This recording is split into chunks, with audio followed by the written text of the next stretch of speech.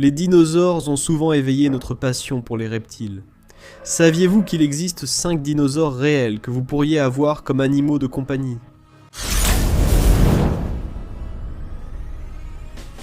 Vous ne pouvez pas me dire que lorsque vous regardez ce lézard ou tant d'autres espèces, vous ne pensez pas immédiatement aux dinosaures.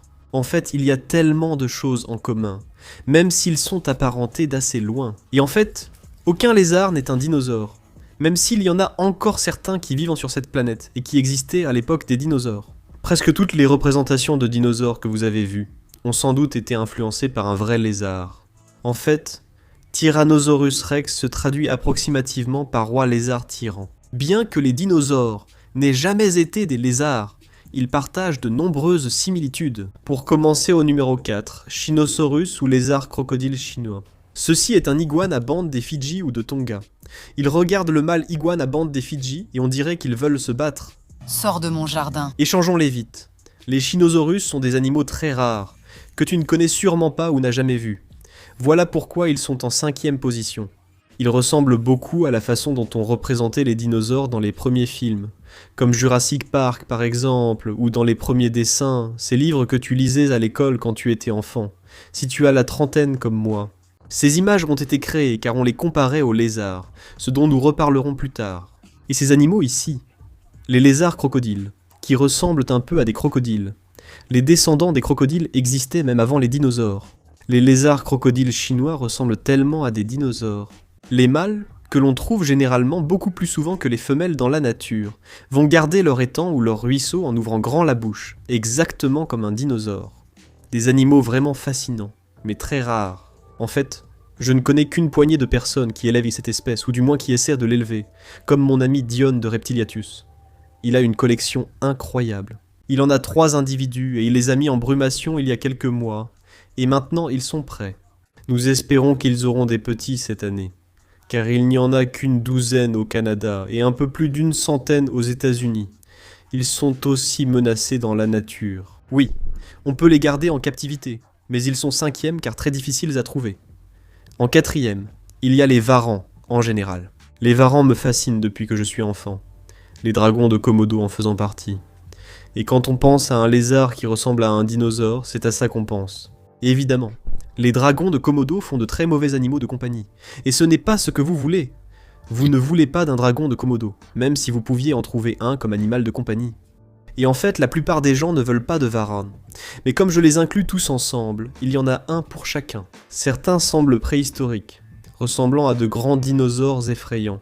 Des choses comme les varans à gorge noire et les varans des savanes qui ont une grosse tête massive et un corps plus trapu. Pour moi, parmi les varans, 2 animaux ressemblent le plus à des dinosaures. Les varandos asiatiques doivent figurer ici.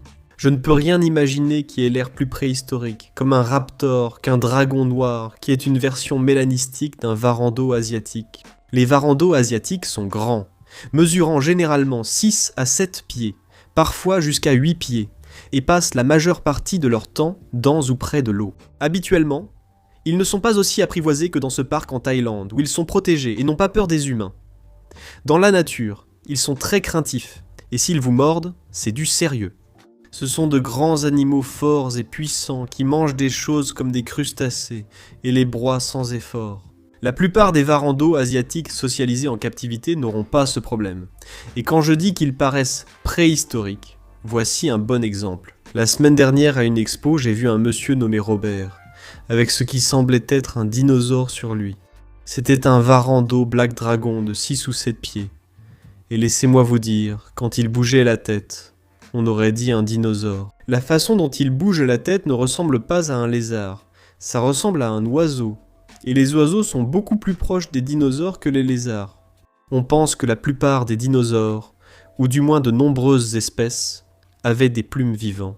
Mais en ce qui concerne les lézards, qui ressemblent à un raptor, comme la façon dont ils ont représenté le vélociraptor dans les films Jurassic Park, il y a très peu de lézards qui bougent, se comportent et ressemblent physiquement autant à ces créatures qu'un Black Dragon.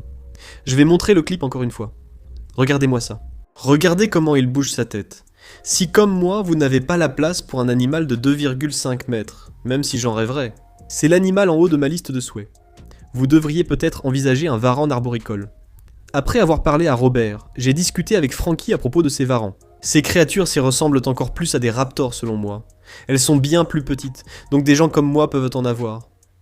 J'ai un varan arboricole bleu.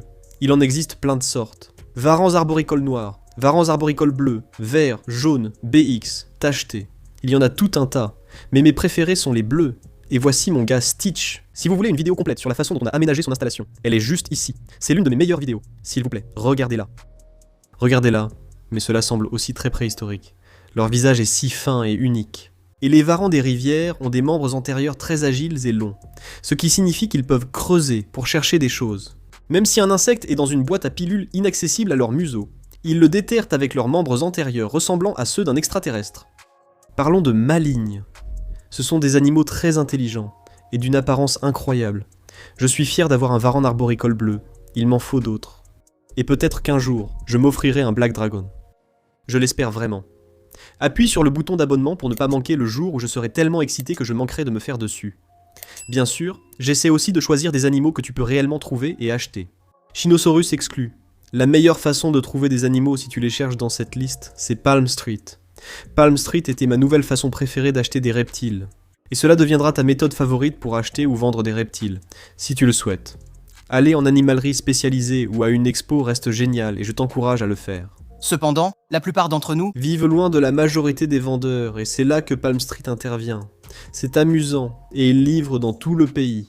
Même des animaux qui ne figuraient pas sur cette liste, comme les geckos à crête par exemple, mec. J'en ai vu tellement de cool que je ne savais même pas qu'ils existaient. Tu entres à une vente aux enchères sur Palm Street. Le vendeur te montre l'animal. Tu peux poser des questions. Puis-je revoir la queue? Quel âge a-t-il? Quelle nourriture reçoit-il?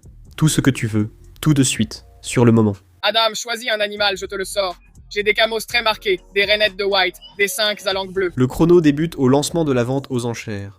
En 2 ou 3 minutes, la plus haute offre gagne et l'animal part pour un nouveau foyer. Si tu veux un moyen amusant et simple de trouver un nouvel ami reptile, regarde ce que je fais sur mon appli préféré, Pond Street. Le lien est dans la description. Si tu vends des reptiles, j'ai aussi quelque chose de spécial pour toi. J'ai évoqué l'histoire de l'oiseau tout à l'heure. Alors avant de passer au numéro 3, garde juste en tête que les oiseaux sont en quelque sorte des dinosaures. Clint a fait toute une vidéo à ce sujet. Si tu ne regardes pas la chaîne Clint's Reptiles, il explique bien mieux que moi. Pour moi, ces animaux sont la meilleure comparaison avec les dinosaures. Des choses comme les becs en sabot, les engoulevents ou les casoars, ces animaux-là sont des dinosaures, même les émeus. Les sons qu'ils font, la façon dont leurs pattes ressemblent, leur manière de bouger, leurs yeux, tout chez eux fait vraiment dinosaure. Mais ici, c'est une chaîne sur les reptiles, pas sur les oiseaux. Donc, passons à autre chose. Aussi, ces animaux-là, les tuataras, que vous ne pouvez pas avoir, hein, parce qu'ils sont gravement en danger d'extinction. Et d'ailleurs, ce n'est pas un lézard. Ce n'est ni un serpent, ni un lézard. C'est une espèce, à part entière. Et les tuataras existent, ou plutôt ce genre existe, depuis 200 millions d'années, ce qui est bien avant l'extinction des dinosaures. D'accord, maintenant le numéro 3, c'est le plus évident. Si vous avez vu cette scène du Jurassic Park original en 1993, le Dilophosaure, tout d'abord, il est cool. C'est ce qui a poussé beaucoup d'entre nous à s'intéresser aux dinosaures, et pourquoi nous voulons tous un dragon à collerette, qui est d'ailleurs le numéro 3. Le Dilophosaure a réellement existé, mais contrairement à ce qui est souvent montré, il n'avait pas de collerette, et ne crachait pas de venin. En fait, la raison pour laquelle ils lui ont donné une collerette et la capacité de cracher du venin, c'est parce qu'ils voulaient que l'animal paraisse plus menaçant et plus imprévisible dans ce film. En réalité, ils ont juste ajouté une collerette inspirée du dragon à collerette à un vrai dinosaure, puis qui pour une raison inconnue, il crache du venin. Les dragons à collerette sont d'excellents animaux de compagnie. En quelque sorte. En réalité, ce ne sont pas les meilleurs animaux de compagnie. Ce sont de plutôt bons animaux de compagnie, d'accord ? Ils ont à peu près la taille d'un dragon barbu, non ?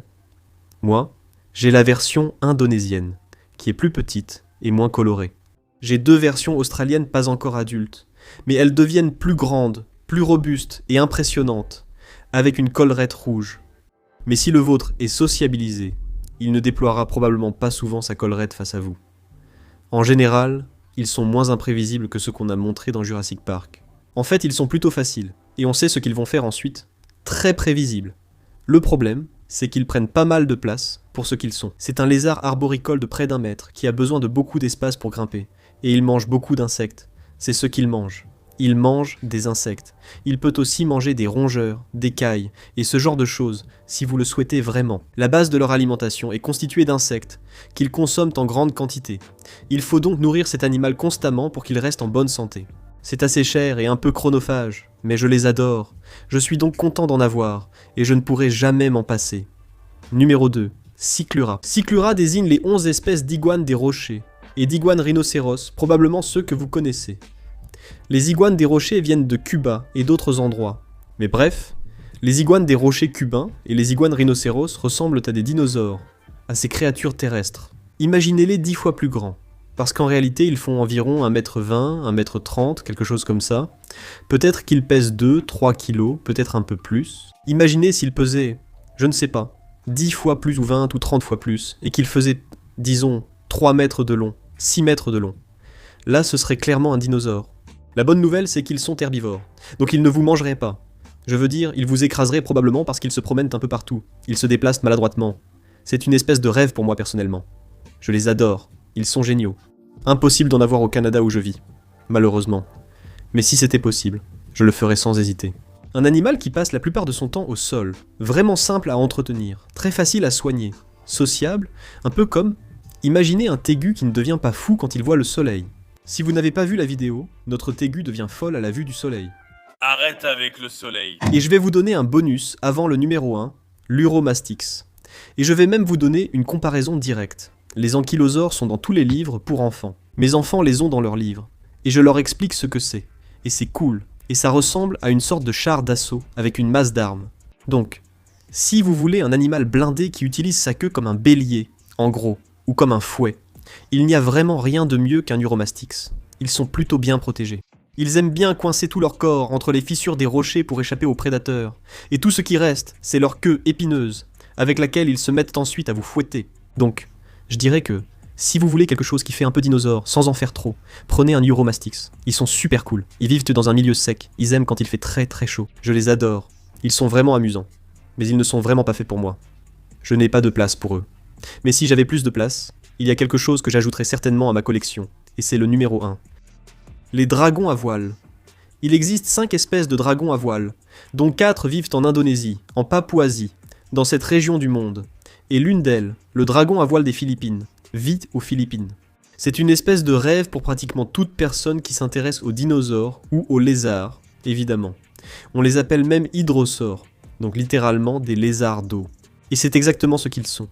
Ils vont passer leur temps au-dessus des lacs, des ruisseaux, des étangs, ce genre d'endroits. Ils sont semi-arboricoles et semi-aquatiques. Donc, ces animaux ont besoin d'un habitat très diversifié dans l'environnement que vous leur offrez chez vous. Et c'est pour ça que je n'en ai pas. Je n'ai tout simplement pas l'espace nécessaire. J'adorerais en avoir, vraiment. Mais je ne peux pas, donc je n'en ai pas. Mais ils ressemblent à des dinosaures, et quand on les regarde, on n'arrive pas à croire à quel point ils ont l'air incroyables. On ne s'en lasse jamais. Et je dirais qu'on ne se lasse jamais de la plupart de ces animaux. Je suis un passionné de serpents, mais aussi de lézards. Et les lézards que j'ai, je peux littéralement les regarder, les observer pendant des heures et des heures, sans jamais m'en lasser. Enfant, je regardais des films de dinosaures, et demandais à mes parents de passer les scènes avec les humains dans Jurassic Park pour ne voir que les dinosaures. C'était il y a plus de 30 ans. Je le fais encore aujourd'hui. Si vous allez voir le nouveau film, profitez-en. Vous pouvez aussi en avoir un chez vous en choisissant celui qui vous convient.